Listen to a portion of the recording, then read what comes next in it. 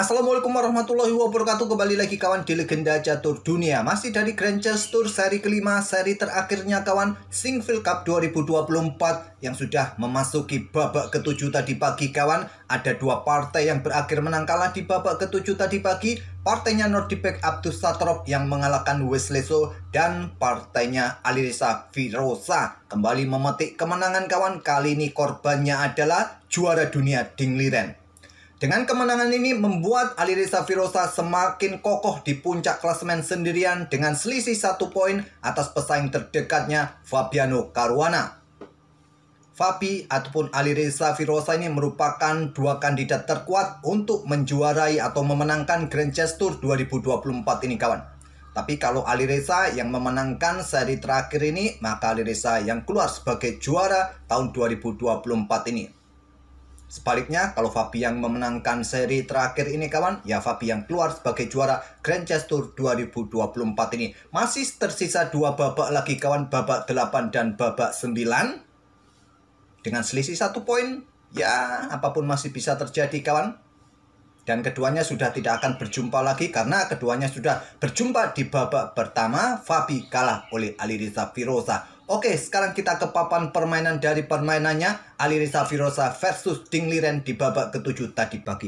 Langsung saja dengan tema pembukaan Italia dari Alireza Firoza, gajah C4. Kuda F6, pion D3.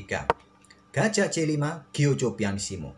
Pion C3, jalur utama dari Giojo Pianissimo dari Alireza Firoza. Atau rokade kawan, atau kalau kalian menginginkan permainan yang lain dari pembukaan Italia, berubah ke permainan Bishop Opening ataupun pembukaan gajah atau bisa disebut juga pembukaan Vienna, kuda C3 kawan. Kalau kalian sudah bosan permainan Italia, nanti disusul dengan pion D6, gajah G5, pion H6, gajah ambil kuda F6, ambil balik oleh menteri kuda D5 kawan. Nah, permainan seperti ini mungkin bisa kalian coba. Menteri mundur atau bergeser ke petak G6. Kembali lagi ke permainan aslinya. Mungkin kalian sudah bosan melihat permainan seperti ini, bisa coba dengan kuda C3. Akan memberikan warna yang lain. Pion C3, pion D6. Nah, di sini kalian bisa rokade kawan. Gajah tarik mundur ke B3 pilihan keduanya. Mengembangkan kuda B ke D2 kawan. Merupakan 3 langkah populer di posisi ini, tapi tidak dengan Alireza Firoza bermain di jalur sampingan sekarang di langkah ke-6-nya. Idenya sederhana untuk mendapatkan ruang lebih cepat dan jebakan kawan. Pion A5 dari Ding Liren, hentikan laju pion A, hentikan laju pion B juga. Gajah G5, pion H6. Gajah H4 yang biasa diikuti dengan pion G5 terus menteri naik ke petak E7. Memilih menteri naik ke petak E7 terlebih dahulu. Rokade, baru pion G5, gajah G3, gajah G4, dan melanjutkan pengembangan perwira minor terakhirnya. Kuda B ke D2, atau juga bisa kalian usir dengan pion H3. Tapi melanjutkan pengembangan perwira terlebih dahulu kuda B ke D2 untuk menyelesaikan tahap pembukaan. Segera koneksikan dua benteng. Gajah A7, balasan dari Ding Liren. Kemudian di sini gajah B5 pin kuda, rokade menghindari pin kawan Ding Liren. Nah, benteng E1. Sudah saatnya pion ini didorong kawan untuk usir gajah atau gajah melakukan sesuatu pertukaran. Tarik mundurkah atau bergerak ke petak H5 di sini. Nah, tidak ada tempat bagi kuda untuk menyerang gajah gelap ini kawan. Baru benteng E1. Ide lain dari Alireza Firoza dengan benteng E1, ini memberikan tempo bagi kuda ke H5 dari Ding Liren kawan, ancam gajah gelap. Sudah saatnya pion H3 didorong. Alireza memilih raja H1. Dengan pion H3 kawan, kalau kuda ambil gajah gelap terlebih dahulu, pion ambil gajah terang, maka kuda tidak bisa pulang ke rumah. Mungkin dorong pion ini kawan. Nah, kalian sikat kuda ini sekarang. Ambil balik, kalian bisa bergerak dengan pion D4. Blokade. Dukungan atau pin ini, kuda bisa jatuh. Jadi saat pion H3 kemungkinan langsung terjadi pertukaran di sini kawan. Baku hantam jual belinya seperti ini, dan kita temui permainan gajah terang versus gajah gelap. Seumpama saat putih bermain dengan pion H3, hitam mempertahankan gajahnya, tarik mundur ke peta E6, kalian sikat kuda C6. Nah, di sini kalian sikat gajah gelap. Kalau kalian ambil gajah menggunakan pion kawan, maka kuda ambil pion E5. Discover Disney, kalau kuda sikat gajah G3, kuda ambil pion C6. Temponya ancam menteri, menteri bergerak ke peta F6 Disney, kalian blokade kawan. Atau langsung sikat gajah sekalian. Pion H3 langkah kuatnya, Raja H1 pilihan Alireza Firoza. Kuda G7 berikan tempat bagi gajah kalau ada serangan kawan atau persiapan dengan pion H-nya. Pion H3, gajah H5, gajah C4 reposisi untuk mendapatkan diagonal serang yang bagus. Raja langsung digeser kawan supaya bisa bermain dengan pion F-nya. Kedua raja sudah terlihat mojok kawan.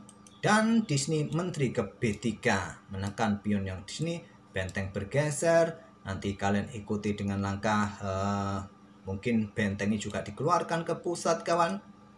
Tapi memilih gajah ke pusat ke D5 Alireza Firoza. Kuda D8 juga untuk perkuat posisi pion agar pionnya juga tidak bertumpuk jika terjadi pertukaran, dan siap-siap juga manuver-manuver. Pion siap juga didorong untuk usir gajah kembali.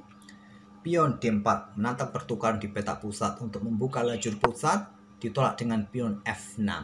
Kemudian kuda F1, sekarang pion C6. Gajah mundur ke A2, diikuti kuda D ke E6. Lanjut dingliran, siap menempati outpost yang sangat bagus di peta F4 nanti dengan dukungan 2 pion kawan. Disney kuda E3. Ada benteng AD8, lanjut dingliran, sepertinya tidak terlalu kuat langkah benteng tadi. Benteng A bergeser ke E8 kawan, yang kuat cuma digeser sampai lajur D oleh dingliran. Di sini kuda G4, Raja H7 lindungi pion dari ancaman kuda. Kemudian ada gajah B1 reposisi untuk mendapatkan diagonal panas. Mundur gajah ke G6 untuk blokade ancaman X-rayan kawan. Juga persiapan dorong pion mungkin. Raja D2 mengincar pion lemah kawan di peta H6 ini. Ada ide kuda bergerak ke peta H4 kawan nanti untuk coba ancam gajah terang. Kuda F4 atau gajah ini bergerak ke H5 kembali kawan. Tapi memilih kuda ke peta F4. Dan sudah saatnya kuda ini disikat. Tapi memilih gajah C2. Sikat kuda langsung, ambil balik menggunakan pion apa kawan? Pion E kah? Nah, kuda ini kalian korbankan. Kalau diterima seperti ini kawan nanti. Nah, kalau diambil menggunakan pion G kawan, tetap kuda bisa lompat ke sini untuk coba ancam gajah ini kawan. Baru gajah nanti naik ke peta C2, tapi langsung gajah C2. Dan di sini kuda G ke E6 untuk backup saudaranya, langkah terkuatnya. Tapi memilih dengan menteri naik ke peta E6. Nah, sudah saatnya kuda ini disikat. Sikat saja. Alireza memilih dengan langkah benteng AD1.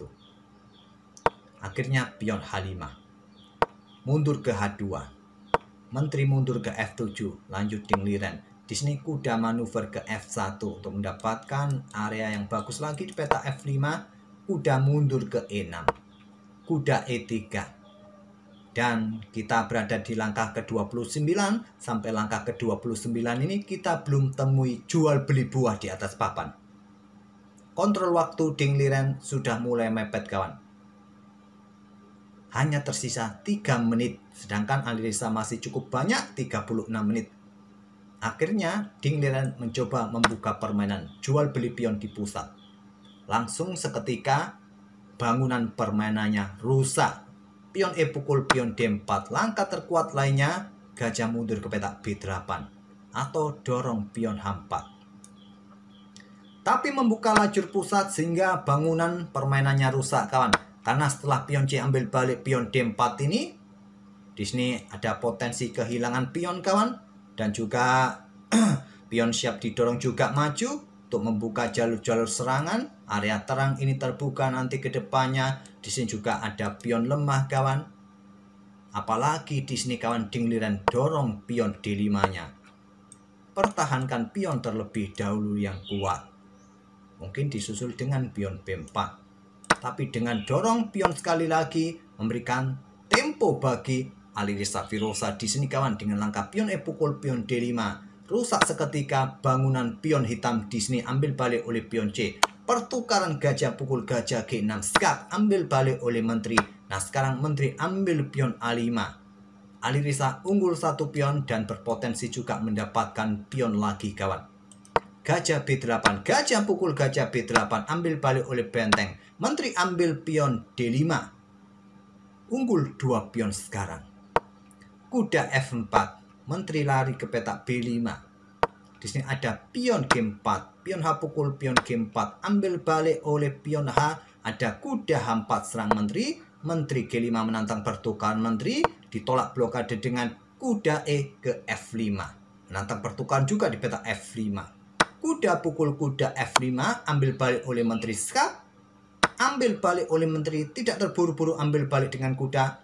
Aktifkan benteng terlebih dahulu ke baris ke-7 benteng E7 skak. Raja naik ke H6 baru kuda ambil menteri skak. Raja bergeser ke G6. Di sini kuda H4 skak lagi membuat Dingliran menyerah di langkah ke-43. Karena jika permainan tetap dilanjutkan, mungkin raja ini bergerak ke petak G5, ke petak H5 kawan, ada pion G3. Amankan kuda, ancam kuda juga. Dan lihat di sini, Alireza punya pion yang sangat bebas kawan. Sampai di sini tak perlu kita lanjutkan lagi ya, sudah sangat jelas ya. Masih cukup menarik bagi kita untuk melanjutkan permainan kawan. Dengan ilmu ngeyel kita, mungkin berharap putih akan blunder. Tapi di level seperti mereka kawan, apalagi kontrol waktu Alireza masih cukup banyak, tidak mungkin ada kesalahan di permainan endgame seperti ini. Oke, itulah kawan permainan Alireza Firosa yang memetik kemenangan keduanya. Kali ini korbannya adalah Dingliran pada babak ke-7 tadi pagi. Sehingga posisi Alireza di puncak klasemen sementara masih kokoh dengan selisih 1 poin atas Fabiano Caruana. Kita tunggu masih tersisa 2 babak berikutnya. Oke, terima kasih. Semoga ide permainan dari kedua pemain yang terbilang cukup tertutup permainannya kawan sampai langkah ke-29. Kita akan bertemu di video-video berikutnya. Terima kasih. Wassalamualaikum warahmatullahi wabarakatuh.